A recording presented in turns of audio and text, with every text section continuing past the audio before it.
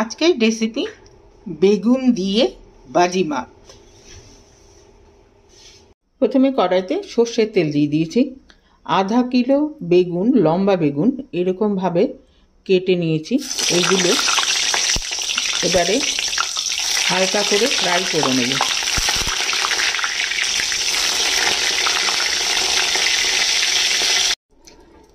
বেগুনগুলো সব ভাজা হয়ে গেছে।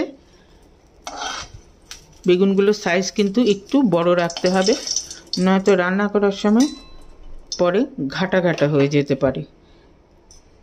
এবারে এই তেলের মধ্যে দিয়ে দেব 2-3টে তেজপাতা, সাথে দেব 3টে পেঁয়াজ একদম কুচি করে কেটে রেখেছিলাম।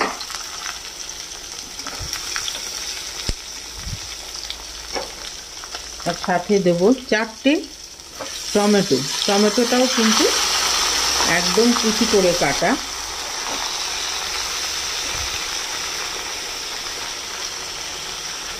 এর সাথে দেব বেশ কয়েকটা কাঁচা লঙ্কা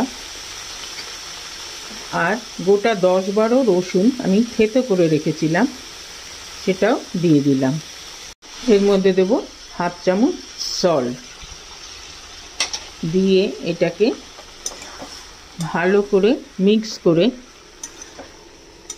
ফ্লেমটা কমিয়ে দিয়ে এটাকে ঢাকা দিয়ে দেব, যাতে পুরোটা একদম টমেটোগুলো গলে যায়। মিনিট 10 ঢাকা দিয়ে রেখেছিলাম।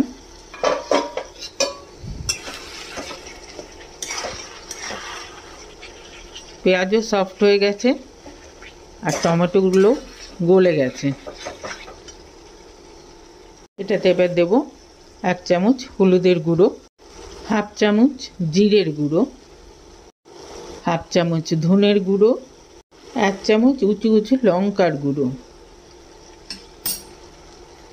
আর দেব বেশ কিছু কারি পাতা। এবারে এটাকে খোলা অবস্থায় খুব ভালো করে কষাবো।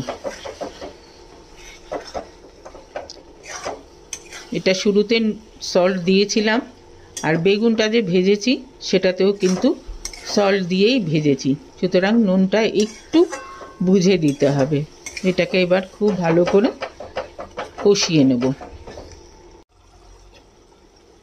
মশলাটা একদম কষানো হয়ে গেছে।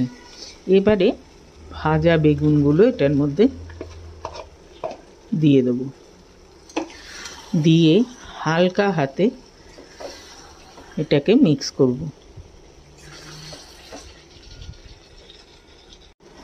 লাস্টে এটাতে দেব অল্প একটুখানি ভিনিগার বা তেঁতুলের কাঠও দেওয়া যেতে পারে।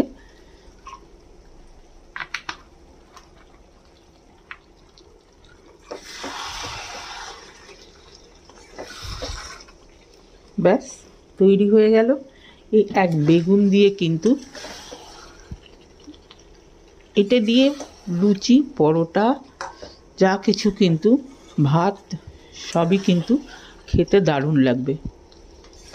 তো কেমন লাগলো রেসিপি? যদি ভালো লেগে থাকে তাহলে অবশ্যই কমেন্ট বক্সে জানাবেন, লাইক করবেন, শেয়ার করবেন ফ্রেন্ডস অ্যান্ড ফ্যামিলিদের সঙ্গে, সাথে আমার চ্যানেলটিকে সাবস্ক্রাইব করতে ভুলবেন না।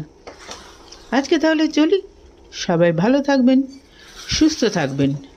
ওকে দেন, বাই।